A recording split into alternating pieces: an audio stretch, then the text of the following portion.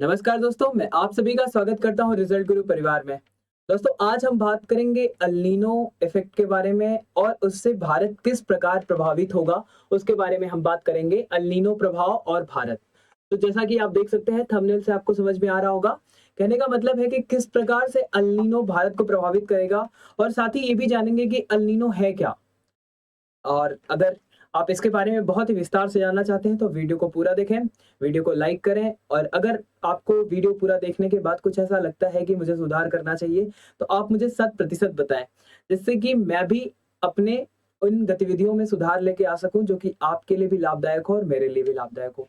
तो वीडियो को पूरा देखें, इसमें मैं अल नीनो के बारे में भी आपको बताऊँगा और साथ-साथ ये भी बताऊँगा कि विभिन्न रिपोर्टों के माध्यम से ये कैसे पता चल रहा है कि भारत में क्या नुकसान होंगे अल नीनो से और पुराने भी किस प्रकार के नुकसान हुए हैं, उन पे भी चर्चा की जाएगी। तो आपका बहुत-बहुत स्वागत है। आइए शुरू करते हैं अपने इस लेक्चर को, लेकिन साथ ही आपसे एक अनुरोध है कि आप पूरा वीडियो को देखें। तो देखिए, अब जानते हैं कि अल नीनो है क्या? अल नीनो है क्या? देखिए, एल नीनो अगर पहचान की बात की जाए तो पेरू के मछुआरों द्वारा पेरू के तट से दूर सतही जल के असामान्य रूप से गर्म होने के ये जो घटना है, इसी को अल नीनो के नाम से जानते हैं। स्पेनिश शब्द है अल नीनो, जिसका अर्थ होता है छोटा बच्चा। और यह अल नीनो दक्षिणी दोलन मतलब इसका जो एल नीनो का सदर्न ऑसिलेशन है, जो इस घटना का सामान्य से अधिक उष्ण चरण ही है ये अल नीनो, ठीक है? और भारत सहित विश्व के बहुत सारे ऐसे देश हैं जो गर्म तापमान और सामान्य से कम वर्षा से झेलते हैं कहीं न कहीं अल नीनो की वजह से।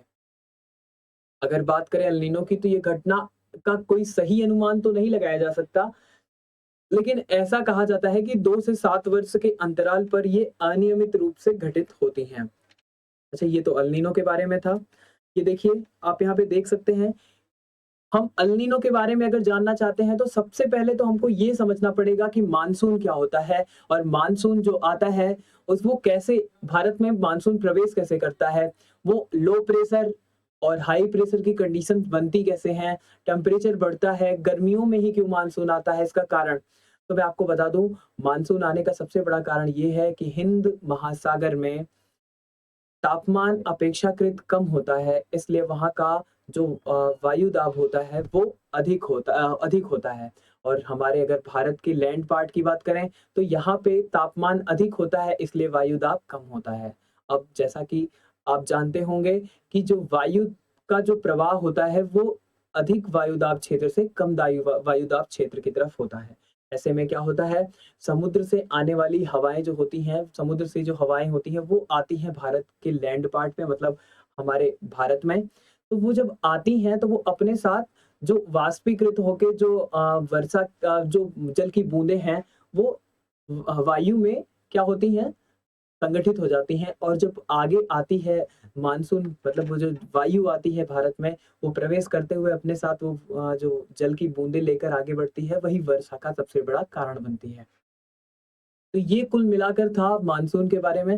अब आप देख सकते हैं, अगर आप ही सोचिए कि अगर हिंद महासागर का तापमान हमारे लैंड पार्ट से ज़्यादा हो जाएगा, तो क्या वहाँ का जो वायु दाब है, वो उच्च हो पाएगा? हमारे वायु दाब क्षेत्र लैंड पार्ट के वायु दाब क्षेत्र से नहीं हो पाएगा।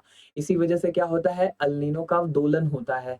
वो क्या करता है, ये जो क्षेत्र है मानसून का, उसको प्रभावित कर देता है। प्रभावित करने से क्या होता है कि जितनी उपयुक्त वर्षा होनी चाहिए, उतनी नहीं हो पाती है या उपयुक्त से अधिक वर्षा होने लग जाती है। तो ये दोनों प्रभाव हैं अल नीनो के। साथ-साथ एक चीज़ और मैं बताना चाहूँगा, जिसकी चर्चा हम पूरे अब लेक्चर में नहीं करेंगे, ला नीनो। अगर बात की जाए ला नीनो की तो वो शीत से संबंधित है, जबकि अल नीनो की बात की जाए तो वो ग्रीष्म से संबंधित है। आप इस बात को ध्यान रखिएगा। आगे बढ़ते हैं, अल नीनो के बारे में कुछ और भी जो इन्फ्लुएंसिंग फैक्टर्स हैं, इनके बारे में हम जानेंगे। देखिए, 25 years when there were no breaks in rainfall. देखिए, 25 साल ऐसे हैं जब यहाँ कोई ब्रेक नहीं रहा है। इसके बाद देखिए, in all the south west monsoon was affected by 28 El Nino years and 24 El La Nino years. देखिए, यहाँ पे सब दिए हुए हैं कि कब-कब प्रभावित रहा। उसके बाद अब यहाँ पे हम बात करेंगे कि कोई ऐसे भी ईयर थे, year when there were no active events during monsoon, कोई भी एक्टिव इवेंट्स नहीं थे मानसून के, ठीक है। जैसा कि आप यहाँ पे देख सकते हैं, तो 1901, 1904 ये सारा डाटा जो है ये आपके लिए महत्वपूर्ण हो सकता है। ये इन्फ्लुएंसिंग फैक्टर्स हैं कुछ, ये ला नीनो की बात है और ये अल नीनो की बात है, ठीक है। अब आगे बढ़ते हैं। इसके बाद देखिए the curse of El Nino क्या है श्राप अल नीनो का। सबसे पहले तो मैंने आपको बता दिया कि कहीं कहीं आवश्यकता से अधिक वर्षा होने लग जाती है और कहीं कहीं ऐसा होता है कि सूखा पड़ने लग जाता है। यही है सबसे बड़ा कर्स, सबसे बड़ा श्राप अल नीनो का। और इसी की वजह से क्या होता है कि जो अ, तापमान विसंगतियां होती हैं, इसकी वजह से ही क्या होता है कि हमारे यहाँ भारत में ऐसी स्थिति बनती है कि कहीं-कहीं तो वर्षा बहुत अधिक हो गई और कभी-कभी तो ऐसा हुआ कि आवश्यकता के अनुसार भी वर्षा नहीं हो पाई, मतलब कि आवश्यकता से बहुत कम वर्षा हुई और सूखाग्रस्त हो गया भारत। तो अल नीनो से दोनों घाटे हैं, या तो आवश्यकता से अधिक वर्षा होने लग जाती है या आवश्यकता से कम वर्षा। अब बात करते हैं कि भारत में किस प्रकार प्रभावित करेगा भारत को अल नीनो। देखिए सबसे पहले एक रिपोर्ट देखते हैं। The state of the global climate report ने बताया है कि 2015 से 22 के बीच 8 वर्ष अब तक के सबसे गर्म वर्ष थे। ये जो जितनी रिपोर्टें आपको बताई जा रही हैं ये अल नीनो से ही जुड़ेंगे, इसलिए आप सबको ध्यान में रखें। तापमान में होती वृद्धि औद्योगिक काल से पहले की बात की जा रही है की तुलना में 1.15 डिग्री सेल्सियस ज्यादा दर्ज की गई है। जो वृद्धि है वो 1.15 डिग्री सेल्सियस से ज्यादा दर्ज की गई है। वहीं अगर 2021 के वैश्विक तापमान की बात की जाए तो वो 1 डिग्री सेल्सियस से भी प्लस की वृद्धि कर चुका है 2021 में, ठीक है। इसके साथ ही भारत में लू का प्रकोप भी दिन प्रतिदिन बढ़ता जा रहा है। भारत में लू का प्रकोप बढ़ता जा रहा है। डब्ल्यूएमओ ने वैश्विक तापमान में वृद्धि की आशंका जताई है। 1951 से 22 के बीच में 15 साल अल नीनो का असर दर्ज किया गया था, जिसमें से 6 वर्ष ऐसे थे जो सामान्य से ज्यादा बारिश हुई थी। तो आप देख लें 15 वर्ष थे जिसमें से 6 वर्ष ऐसे थे जब आवश्यकता से अधिक बारिश हुई थी। और वहीं 2016 की अगर बात की जाए तो अल नीनो बढ़ते तापमान की वजह से वैश्विक तापमान रिकॉर्ड स्तर पर पहुंच गया था। इस बारे में डब्ल्यूएमओ ने जो अपडेट जारी किया गया था उसमें बताया कि मई से जुलाई के बीच इस बात की 60% आशंका है कि अल नीनो दक्षिणी दोलन अल नीनो में बदल जाएगा, ठीक है। मतलब कहने का मतलब प्रभावित हो सकता है, ऐसा कहा गया।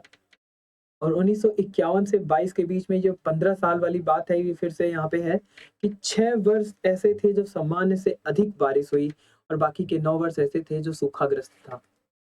अब देखिए भारत में अल नीनो इफेक्ट्स रेनफॉल का क्या-क्या है, यहाँ पे सारी चीजें दी गई हैं। आप इसको समझिए पहले। El Nino years since 2000 have been characterised by lower annual and lower monsoon rainfall.